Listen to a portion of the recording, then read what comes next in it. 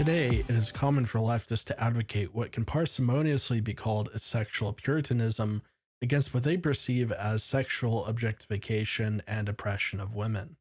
Objectification is the reduction of a person to their body or bodily attributes, which negates their personhood or moral status. The war against objectification of women has manifested culturally as skepticism or caution around displays of female sexual attractiveness. For example, in fantasy media, it has hitherto been common to represent female armor in a sexualized way. There are numerous forms of this, like so called bikini armor or boob plate, where plate armor has separate compartments for the breast designed to emphasize the female form.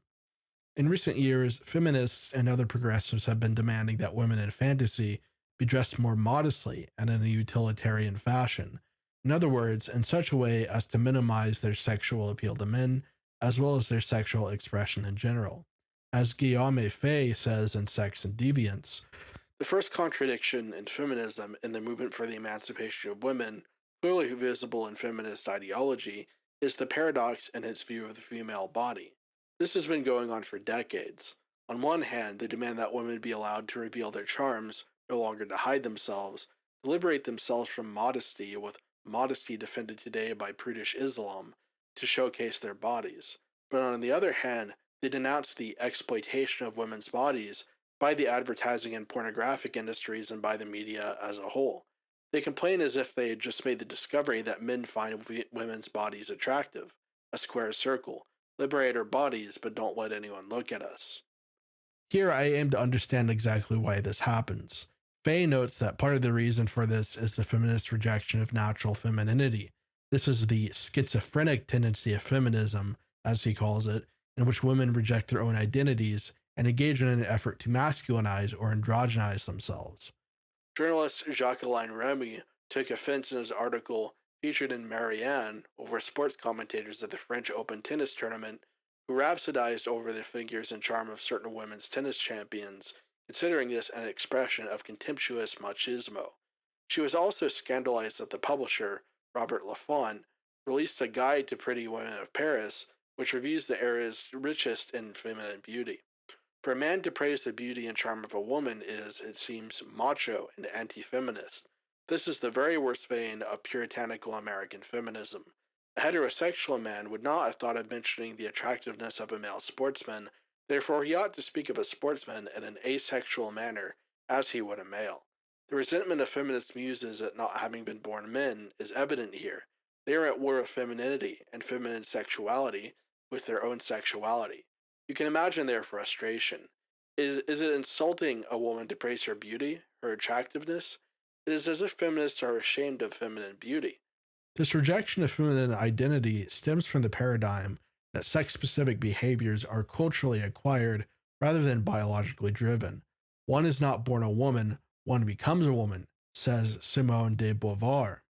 If femininity is not immanent to one's sex, but instead acquired, then the only possible source of femininity is oppression and patriarchal socialization. This is the position held by modern-day feminists.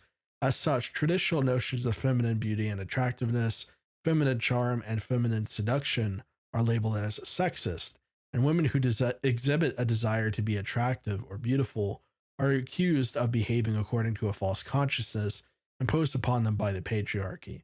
This is the central reason why, in the modern world, women are skeptical of their own expression of beauty, as well as cautious against cultural displays of female attractiveness. The question then remains whether femininity is learned, or whether it is simply an expression of what a woman naturally is. Of course, the gender theorists deny that biology has anything to do with gender or sex differences. The biological difference between the sexes is denied and has no anthropological impact, as if human beings were asexual angels free of the laws of nature. In fact, for gender theory, the delusions of which are related to the worst dogmas of religion and of Marxism, heterosexuality is not natural, but the byproduct of oppressive cultural normativity. Humanity is conceived as hermaphroditic and asexual, but alas, the male dominates. Yet there is no explanation as to why, and this is strikingly contradictory. Monique Wittig states, in the obscurantist jargon typical of intellectuals, the categories man and woman must be destroyed politically, philosophically, and symbolically. There's no such thing as sex. oppression creates sex and not the other way around. In the same vein, the pseudo-philosopher Judith Butler jabbers in Gender Trouble that sex does not exist, that one can choose one's own sex, and that gender constitutes a critique of Western modes of representation and of the metaphysics of substance which structures the very idea of the subject. Fashionable inanity, always decadent, is paired with the hollow, pseudo-learned diaphorian language, the language of pedants. Empirical studies, on the other hand, give us some insight into sex behavior. In the Norwegian documentary Brainwash by comedian Harold Ia, there is a portion on sex differences. He interviewed both environmentarians and hereditarians on sex differences, found that there were two experiments that helped answer the question. First, there is a study on gender toy preference that found that toddlers, as old as merely a few months old, showed sex differences in the types of toys that they preferred to play with. Boys tended to prefer things, such as blocks or cars, while girls preferred to play with people, like dolls. It was also noted that primates exhibit the same sex-specific toy preferences. Young toddlers and animals cannot be socialized into gender norms, so these studies provide convincing evidence that sex differences in behavior are innate and have biological origins. Another experiment provides evidence that gender expression originates from biological differences. In 1966, a child named David Raymer was born. However, due to a botched circumcision, Dr. John Money recommended that the child undergo sexual reassignment surgery. Money conducted an orchiectomy and then had Raymer raised under the optimum gender rearing model as a girl. At the age of 14, he spontaneously began to identify as his male biological sex and had the surgical procedures reversed. In 1997, Raymer published his experience in Rolling Stone magazine. In his biography, he noted that neither frilly dresses nor female hormones made him feel female.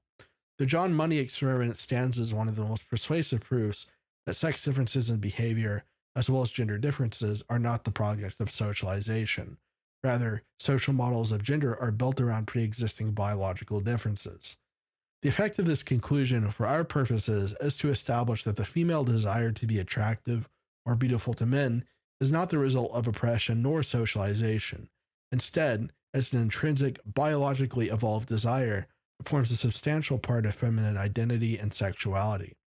Since the source of feminine identity is intrinsic, skepticism of the validity of this identity is fundamentally skepticism of the validity of the female personality, which is something one could, on the other hand, portray as a real sexism. What then do we make of this feminist puritanism? Part of the reason for it is the belief that objectification and gender stereotyping leads to violence against women. Therefore, in the feminist view, sex has to become navigated as explicitly and androgynously as possible. The question of consent is often raised, and it has reached such a delirium of regrettable, implicitly obtained, or impulsive sex being considered rape, that some feminists have recommended that men and women sign consent forms before they have sex. The reason I think this happens is because of the fall of a hierarchically structured, patriarchal regulation of sex, and this has created anarchic conditions. The free-for-all dating market, in which individuals meet each other outside the confines of an insular society, means that dating is actually quite dangerous now. No longer are relationships arranged by families between a woman and a reputable and well-known man, but rather dating has been reduced to two strangers meeting each other, knowing nothing of one another. This obviously leads to the incidence of date rape. Lacking a structure to regulate sex, feminists have decided that it is now the conjugal responsibility of individuals to bureaucratically navigate sex. But since that isn't really enforceable in any way, it simply provides yet another vector of separation and animosity between the sexes. Traditional society viewed men and women as complementaries. Modern and postmodern individualism, however, casts men and women as non-copossible monads, two worlds entirely separate from each other without existing any kind of marginal utility, so to speak. What used to be a great coexistence of the sexes, living harmoniously in one order whose rules and limits were known, has been replaced by a situation of antagonism. Women reject masculinity because they see it as oppressive and macho. Men are increasingly rejecting femininity because they see it as mercurial and hostile. Feminism and sexual liberation have done such damage to sex relations that it has made heterosexual life basically barren today. Feminists wonder why there are so many toxic incels when they have effectively cast men as rapists and the patriarchy that once protected and valued them as oppressive. The logical conclusion of gender theory must be that to have sex at all is oppression, because it requires a relationship of dominance and submission rather than perfect equality. Man is active, woman is passive. The unequal nature of sex itself is baked into us spiritually and biologically. If we cannot find a way, as a society, to account for and to incorporate this inequality into the whole, then we will essentially just end up forbidding sex. Fortunately, this is one domain where the project, started by liberals to reduce persons down to individuals and thus give them only a quantitative value, is impossible, because sex differences of character are irreducible. All this ideology can do is set opposites against each other without any possible synthesis. And part of the reason for this error is metaphysical, a refusal to accept differentiation as well as natural complements. The male principle is superior precisely because it is a principle of motion and activity without which the universe cannot exist. And likewise, the female principle, although subordinate to the male principle, is necessary because it represents the matter out of which the universe is formed. Skepticism of patriarchy is actually skepticism of the universe, skepticism of logos, of God, and also skepticism of femininity and matter. Once again, just as is the case with the postmodern definition of diversity, the point of view of feminists is essential to just reduce society down to a chaos rather than allowing it to remain as a cosmos. Thus, the war between God and his enemies becomes clear. Feminism is war against the male principle not only in the metaphysical order, but also in the material plane. Male sexuality is intrinsically different from female sexuality, and it has a more carnal rather than emotional character. This is why, in patriarchal societies, objectification of women is common. Objectification is in fact the process by which sex unfolds. In sex, typically pleasure of the body predominates over all else, and this is doubly so for men. As such, criticism of objectification and the self-objectification of women is fundamentally criticism of the physical sexual act. In the blind passion of sex, no one is thinking about romance or emotions. Instead, it is purely a process of pleasure and animal satisfaction.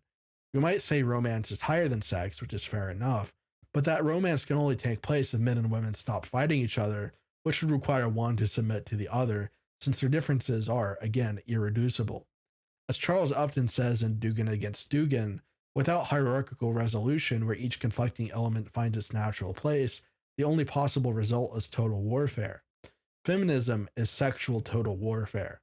Only the traditional hierarchy provided by patriarchal norms can end the conflict.